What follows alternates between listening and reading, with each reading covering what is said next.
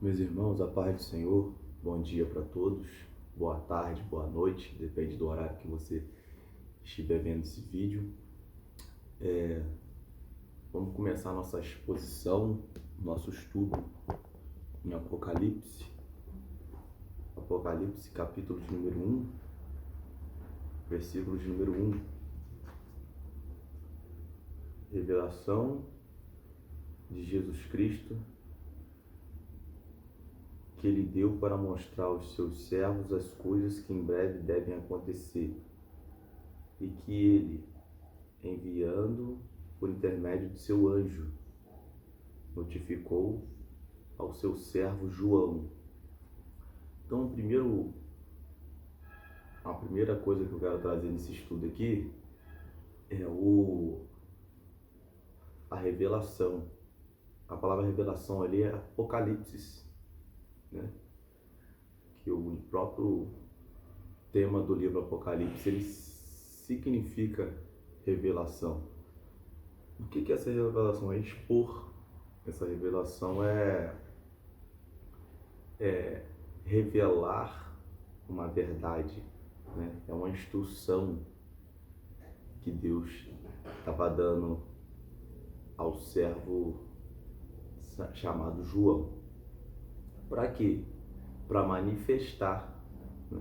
Vai dizer que para mostrar, ou seja, para manifestar.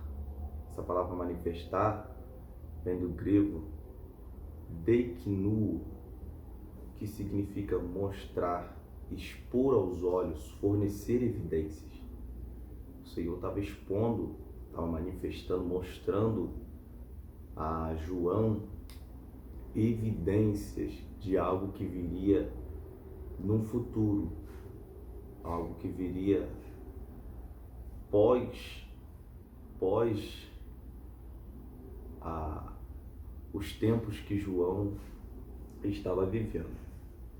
A palavra anjo, ainda no versículo número 1, a palavra anjo, agelos, é um mensageiro, ou seja, não foi Cristo que apareceu para João para revelar as coisas a João. Não foi Jesus Cristo. Não foi Deus que apareceu para João. O próprio texto vai dizer que João teve todas essas revelações por um anjo. O anjo que revelou, ou seja, um anjo enviado de Deus, um anjo mensageiro. Ele aparece a João e ele entrega essa revelação a João. Versículo de número 2. Versículo de número 2. O qual, né, testificou a palavra de Deus e o testemunho de Jesus Cristo. Sim, tudo quanto viu. Versículo de número 2. Então a gente tem uma palavra aí, testificar. Marturel, grego marturel. Testificar. É ser uma testemunha. É ser uma testemunha, é afirmar ter visto. É ouvir e experimentar o que viu. Então aqui fica mais uma prova que foi João apóstolo que escreveu o livro.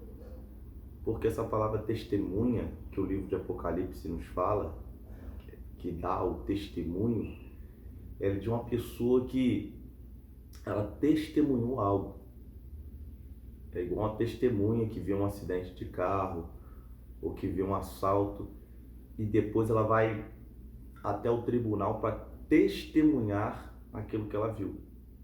Ela vai testemunhar o que viu. E essa palavra aqui é um pouco mais profunda, porque além de testemunhar o que ele viu, né? Além de testemunhar as coisas que ele viu de Jesus, os milagres, as maravilhas, tudo que Jesus fez, ele não só testemunhou, ele não só ouviu, mas ele também experimentou. Então, testemunhar de Jesus, nesse texto, nesse versículo, quando João escreve Apocalipse, ao qual testemunhou, ele está falando, olha, eu, João, eu vi com meus próprios olhos o Cristo que Isaías profetizou que viria, que os profetas menores profetizaram que viria, que Gênesis 3,15 profetizou que viria. Eu testemunhei, eu vi ele realmente veio. Eu ouvi os seus ensinamentos, eu vi os seus milagres, eu vi as suas maravilhas, eu comprovei que ele realmente fez. Mas eu só não vi e não só ouvi, mas eu também experimentei o Evangelho de Cristo. Então João, ele é um servo experimentado. Então por isso que ele é uma testemunha, ele experimentou aquilo. Versículo de número 3. Vou fazer uma exposição versículo a versículo, simples, básica. Versículo de número 3. Bem-aventurado, ou seja, feliz, o que lê, e bem-aventurado os que ouvem as palavras dessa profecia. Profecia falando o quê? De Apocalipse, falando o que ele está escrevendo. E guardam as coisas que nelas estão escritas, pois o tempo está próximo. Então o que João está trazendo para a gente nesse versículo de número 3? Aqui existe um ensino, né, que é paralelo, no meu ponto de vista, eu não sou dono da verdade, a Lucas 6, que é uma própria parábola, uma base que Jesus nos dá. Todo aquele que vem a mim, ouve as minhas palavras e não pratica, é como um homem que fez a sua casa e construiu-a sobre a areia. Veio as tempestades, veio os vendavais, veio as enchentes, e aquela casa não pôde suportar, ela sucumbiu. Por quê? Porque as suas bases foram construídas sobre a areia. Mas todo aquele que vem a mim, ouve as minhas palavras e pratica, esse é semelhante a um homem que edificou, que fundamentou, né? Formou, colocou as bases da sua casa sobre a rocha. Veio as tempestades, veio as enchentes, veio as lutas, veio os vendavais, e aquela casa continuou de pé, porque ela estava firmada na rocha. A gente sabe que a rocha ali, ela simboliza Cristo. Então, se a nossa casa estiver firmada em Cristo, nós não vamos sucumbir. Os dois grupos vêm a Deus, os dois grupos ouvem, mas só o grupo que firmou a casa em Cristo pratica. O grupo que não firmou não pratica. Então essa é a diferença entre os dois grupos. E aqui João está falando que bem-aventurado, ou seja, feliz é aquele que lê. Mas não é apenas somente ler. Aquele que também ouve. Mas não é somente ouvir. Aquele que guarda. Então veja, são 3 critérios. E a palavra guardar é guardar para praticar. Não é guardar para não praticar, não. Eu leio, eu ouço, eu guardo, eu pratico, né? E ele traz um lembrete, que o tempo já está próximo. Ou seja, se o tempo já está próximo naquela época, imagina hoje. Então é um lembrete que ele traz para a gente nesse versículo de número 3, um ensinamento, uma aula, né? Leia a Bíblia. Ouve a palavra, ouve a Bíblia, guarda a palavra de Deus, faz igual Davi, a tua palavra, Senhor, eu escondi no meu coração para não pecar contra o Senhor. Guarda essa palavra, pratique essa palavra, porque o tempo, e agora mais do que nunca, está próximo. E com essa situação de pandemia e pragas e coisas que vão vir, aí que a gente vê que as dores de parto, elas estão só aumentando. E a cada dia que passa o tempo está mais próximo. Mas se a gente lê, se a gente ouve, se a gente guarda, se a gente pratica, nós estamos com a nossa casa firmada sobre a rocha. Nós estamos com a nossa vida, eu, Fernando, e vocês que estão assistindo o vídeo agora estão com a vida de vocês firmadas em Cristo. Então vão vir as tempestades, vão vir os vendavais, vão vir os problemas, os perigos, as tribulações, as perseguições, as lutas do dia, mas nós não iremos cair, nós não iremos parar, nós não iremos sucumbir, nós não iremos afundar, nós não iremos naufragar, porque nossa vida está firmada nele e ele está nos sustentando. Versículo de número 4. João, as 7 igrejas. Quais 7 igrejas são essas, né? Que estão na Ásia. Graça a vós e paz da parte daquele que é, que era e que há de vir. E da dos 7 espíritos que estão diante do seu trono. Quais são as 7 igrejas que estão na Ásia? Se a gente for para o capítulo de número 1, versículo de número 11, vai dizer as 7 igrejas: Éfeso, Esmirna, Pérgamo, Tiatira, Sardes, Filadélfia e Laodiceia. Então, o próprio texto está nos falando, versículo número 11, as igrejas que são as 7 igrejas. Não é à toa que é o número 7.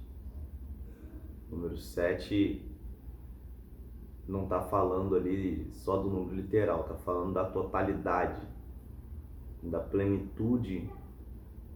7 fala de perfeição na Bíblia, né? Da plenitude das igrejas, totalidade das igrejas. Mas eu vou deixar para estudar mais isso quando a gente chegar no versículo de número 11, para não se estender muito a aula. Essa Ásia aqui, que estão na Ásia, é a Ásia Menor, que hoje é a Turquia. Para os irmãos aí do Catete, eu mandei alguns prints da tela do celular com mapas mostrando a Turquia ali, perto da Síria, perto do Líbano, de Israel, né? Israel, Jerusalém, perto do Iraque. Aí mais à direita do mapa, né, vai ter a Jordânia, o Irã, a Arábia Saudita, o Afeganistão. Se os irmãos perceberem uma das fotos que eu mandei, a cidade de Esmirna, ou seja, a igreja de Esmirna, não existe mais, está em ruínas. As 7 igrejas que foram fundadas por Paulo, pelo apóstolo Paulo, essas 7 igrejas, elas não existem mais. Só que a cidade de Esmirna, se os irmãos verem uma foto que eu mandei para os irmãos, lá pertinho do mar, essa cidade ainda existe, a cidade de Esmirna. Se os irmãos orarem, tem uma ilha ali chamada Chipre, uma ilhazinha chamada Chipre, e tem uma imagem um pouco mais aproximada que está escrito Patmos. Se os irmãos perceberem, provavelmente é a ilha de Patmos. É a ilha de Patmos onde João esteve. Mas todos esses lugares, Esmirna, Pérgamo, Filadélfia, todas essas igrejas, todos esses lugares nós iremos estudar quando nós chegarmos no versículo de número 11, para a gente não atropelar o estudo, tá? Aqui eu estou dando só uma pincelada porque o versículo de número 4 já fala um pouco sobre isso, tá bom? A gente vai estudar a ilha de Patmos, onde ela ficava situada, como que era, a gente vai entrar um pouquinho mais a fundo nisso aí no versículo de número 11. Então vamos lá. Versículo de número 4 ainda. João, as 7 igrejas, essas 7 igrejas, os mapas que eu mandei para os irmãos, que se encontram na Ásia, a Ásia Menor hoje é a Turquia. Graça, paz da parte daquele que é, que era e que há de vir.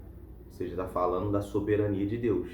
O mesmo Deus que era no passado, ele continua sendo e ele há de vir. Há de vir o que? Novamente. Jesus já veio, mas ele há de voltar novamente. Da parte dos 7 espíritos que se acham diante do seu trono.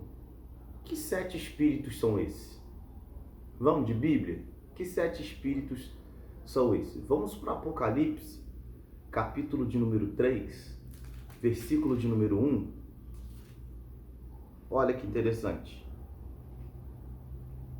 Ao anjo da igreja em Sardes escreve: essas coisas diz aquele que tem os 7 Espíritos de Deus.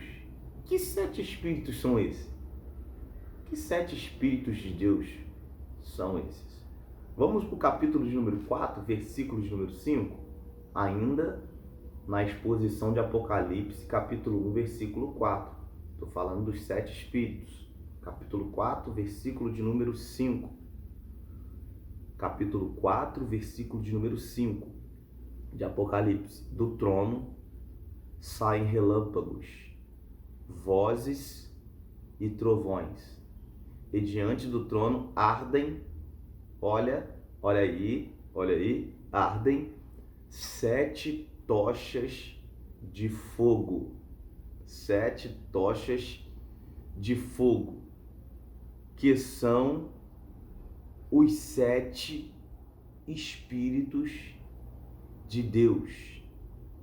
7 tochas de fogo, que são os 7 Espíritos de Deus.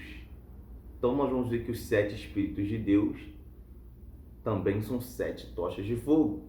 Então vamos para os capítulos de número 5, versículo de número 6. Capítulo de número 5, versículo de número 6. Então vi no meio do trono e dos 4 seres viventes, e entre o ancião, de pé, um cordeiro, como tendo sido morto. Ele tinha o quê? 7 chifres, bem como 7 olhos, que estão os 7 Espíritos de Deus enviados por toda a terra. Olha que interessante. 7 chifres, 7 olhos, que também são as 7 tochas, que também são os 7 Espíritos de Deus enviados por toda a terra. Às vezes as pessoas falam que os chifres, um chifre significa isso, que um chifre significa outro.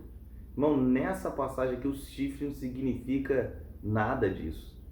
Os 7 chifres aqui simbolizam a plenitude do poder de Deus. Os 7 chifres aqui significam a plenitude do poder de Deus. Quando nós vamos estudar passagens do Velho Testamento, numa linguagem mais antiga, numa linguagem TB ou no original, nós vamos ver que a palavra poder, ela é escrita como chifre. Eu sou o Deus que sou o chifre de Davi. Ou seja, o poder que Davi tem sou eu. Deus está trazendo através de uma figura que chifre simboliza poder. Chifre na palavra de Deus, ele simboliza poder. Então, quando o Apocalipse está falando aqui, tinha um cordeiro no céu. E esse cordeiro, ele tinha 7 chifres. Ele está querendo dizer plenitude do poder. Ou seja, aquele que tem todo o poder, é o poder pleno em pessoa.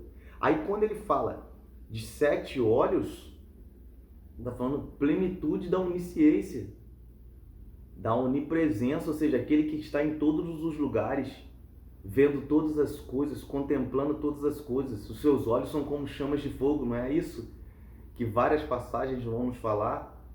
Isaías 6 vai nos falar. Seus olhos são como chamas de fogo. Daniel também vai nos dizer que os seus olhos são como chamas de fogo. Olha, 7 olhos, que são os 7 Espíritos de Deus enviados por toda a terra, como chamas de fogo. Estão contemplando todas as coisas, plenitude da onisciência de Deus, aquele que vê e sonda todas as coisas. Então vamos para o versículo de número... Vou dar mais uma estendidazinha aqui, ver se a gente consegue falar mais um pouco aqui. Vai passar um pouquinho do tempo que eu estipulei para os irmãos. Então, os 7 Espíritos de Deus nada mais, nada é do que as 7 tochas de fogo, que são também os seus olhos. ou seja, simbolizando a plenitude da onisciência de Deus, ou seja, aquele que vê todas as coisas, que contempla todas as coisas. Vamos para o versículo de número 5. Da parte de Jesus Cristo, a fiel testemunha, o primogênito dos mortos e o soberano dos reis da terra, aquele que nos ama e pelo seu sangue nos libertou dos nossos pecados. Versículo de número 5. Primogênito dos mortos. Quando a gente vai para Salmo de número 89, vou abrir rapidamente aqui para os irmãos, Salmo de número 89. Olha o que vai nos dizer. Salmo de número 89.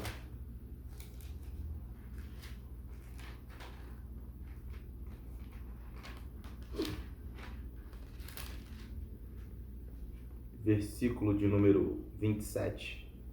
Falo-ei por isso, meu primogênito, o mais elevado entre os reis da terra.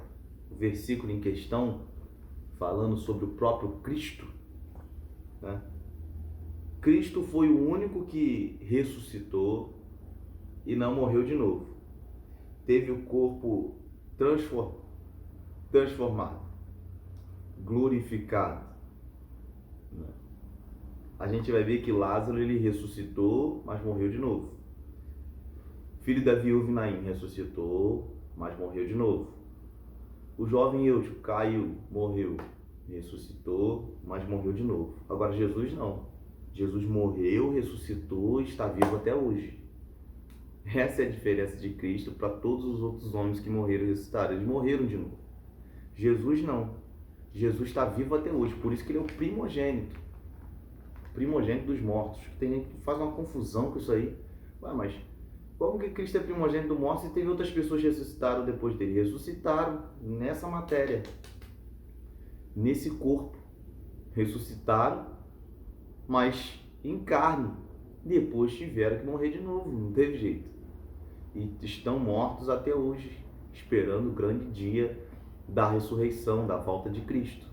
Então eles estão mortos. Jesus não. Jesus morreu, ao terceiro dia ressuscitou e está vivo até hoje, com o corpo glorificado, com o corpo transformado. Seremos semelhantes a ele depois do arrebatamento da igreja, que nos libertou dos nossos pecados, né? Aqui está falando sobre a morte de cruz de Cristo. Libertou dos nossos pecados pelo seu sangue. Nós vemos que o segredo está no sangue. O segredo está no sangue. O sangue de Cristo que nos comprou.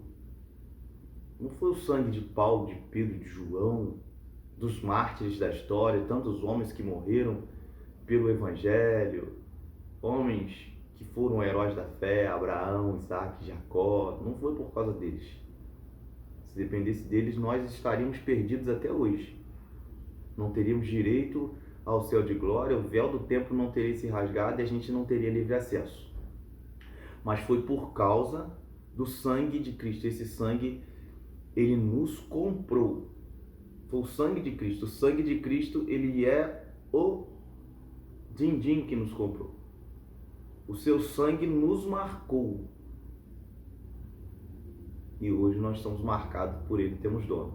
Quando nós vamos lá para Êxodo, capítulo de número 12, não dá para falar muito a fundo aqui, porque não é o conteúdo do estudo, mas nós vamos ver que existe a instituição da primeira Páscoa. E uma das coisas que eles tinham que fazer é pegar o sangue, né, molhar no isopor e passar nas vergas das portas.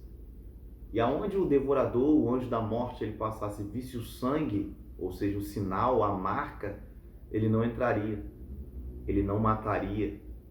Por quê? Porque foi passado sangue ali. Da mesma forma da nossa vida. Jesus, ele morreu, morte de cruz, derramou sua última gota de sangue por mim, por você, porque o próprio texto vai dizer que ele nos ama. E por causa dessa morte de cruz e do sangue derramado, existia uma cédula no mundo espiritual, e essa cédula era contra nós. Ela dizia que nós não teríamos mais direito e acesso a Deus. Ou seja, estaríamos perdidos, viveríamos uma eternidade de perdição para sempre. Não teríamos céu, não teríamos glória, não teríamos maravilha, presença de Deus, boda do Cordeiro, nada disso.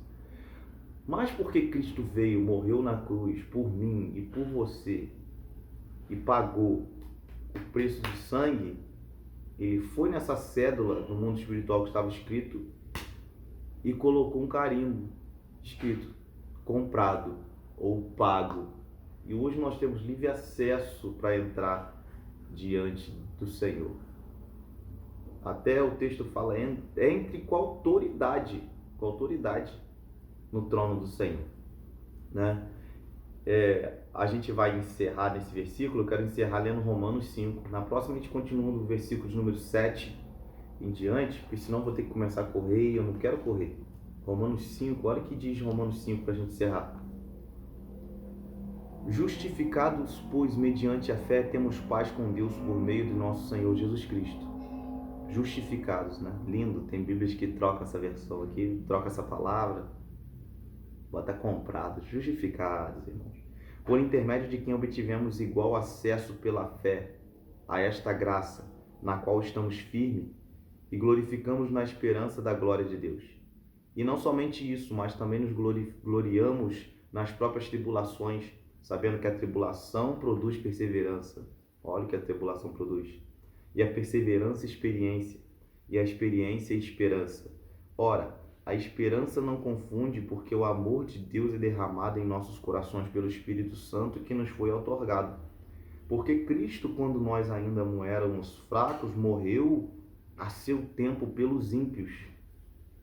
Dificilmente alguém morreria por um justo. Pois poderá ser que pelo bom alguém se anime a morrer. Mas Deus prova o seu próprio amor para conosco de fato de Cristo ter morrido por nós, sendo ainda pecadores. Ou seja, é difícil alguém morrer por um justo. Você morreria por um justo? Mas Jesus morreu por nós, ímpios. Logo muito mais agora, sendo justificados pelo seu sangue, seremos por ele salvos da ira. Porque se nós, quando inimigos, fomos reconciliados com Deus mediante a morte de seu Filho, muito mais, estando já reconciliados, seremos salvos pela vida. E não apenas isto, mas também nos gloriamos em Deus por nosso Senhor Jesus Cristo, por intermédio de quem recebemos agora a reconciliação. Portanto, assim como só por um homem entrou o pecado no mundo, ou seja, Adão, e pelo pecado a morte, assim também a morte passou a todos os homens, porque todos pecaram. Ou seja, todos pecaram porque Adão pecou. Porque até o regime da lei havia pecado no mundo. Mas o pecado não é levado em conta quando não há lei. Entretanto, reinou a morte desde Adão até Moisés, mesmo sobre aqueles que não pecaram, à semelhança da transgressão de Adão, o qual prefigurava aquele que havia de vir. Todavia, não é assim o dom gratuito como ofensa, porque se pela ofensa de um só morreram muitos, muito mais a graça de Deus e o dom da graça de um só homem, Jesus Cristo, foram abundantes sobre muitos. O dom, entretanto, não é como no caso em que somente um pecou, porque o julgamento derivou de uma só ofensa para a condenação, mas a graça transcorre de muitas ofensas para a justificação.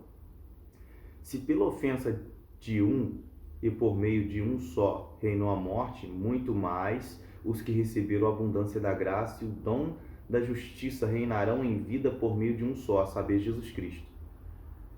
Pois assim como uma só ofensa veio o juízo sobre todos os homens para a condenação, assim também por um só ato de justiça, ou seja, de Jesus, veio a graça sobre todos os homens para a justificação que dá a vida. Porque como pela desobediência de um só homem muitos se tornaram pecadores, assim também por meio da obediência de um só homem muitos se tornaram justos. Sobreveio a lei para que avultasse a ofensa, mas onde abundou o pecado, superabundou a graça, a fim de que, como o pecado reinou pela morte, assim também reinasse a graça pela justiça para a vida eterna, mediante Jesus Cristo, o nosso Senhor. Então Adão pecou e por ele entrou o pecado, e muitas pessoas falam, não tenho culpa que Adão pecou, eu não tenho culpa que Adão errou, eu não tenho culpa que Adão fez essas coisas aí, por que eu tenho que também sofrer por isso? Irmãos, da mesma forma que Adão pecou e por ele entrou o pecado, Jesus também veio. E por ele entrou a graça, a misericórdia e a salvação. Então, se a gente pensar, eu não tenho culpa que Adão pecou, eu não tenho nada a ver com isso aí é bobeira. Então também é bobeira o sacrifício de Jesus. O sacrifício de Jesus não vale para você, não vale para mim. Mas ele veio para provar o quê? Adão errou e toda a humanidade foi castigada por ele. Mas Jesus também veio. E toda a humanidade, inclusive aqueles que não querem, inclusive aqueles que não aceitaram, inclusive aqueles que o ultrapassaram, inclusive aqueles que ainda vão nascer, inclusive aqueles que não querem nem ouvir falar dele, ele morreu por eles também. João 3,16 para encerrar o nosso vídeo. Porque Deus amou o mundo. O mundo ali fala de mundo, globo terrestre mundano. De tal maneira, ou seja, uma maneira que não dá para explicar, que deu seu Filho unigênito para todo. Não é para mim, não é só para os judeus, não é só para os brasileiros, para os americanos ou para os africanos. Não, para todos, chineses, japoneses, todos aqueles que nele creem, não pereçam, mas tenham direito à vida eterna. Deus abençoe o dia, a noite ou a tarde de vocês. No próximo vídeo nós continuaremos a aula. Acabou que estendeu um pouco mais do que o tempo que eu falei que seria, mas a gente vai na próxima aula diminuir um pouco mais o tempo aí, pelo menos pela metade. Vamos caminhar em menos versículo, tá bom? Paramos no versículo 6, o próximo vai ser do 7 em diante. Deus abençoe.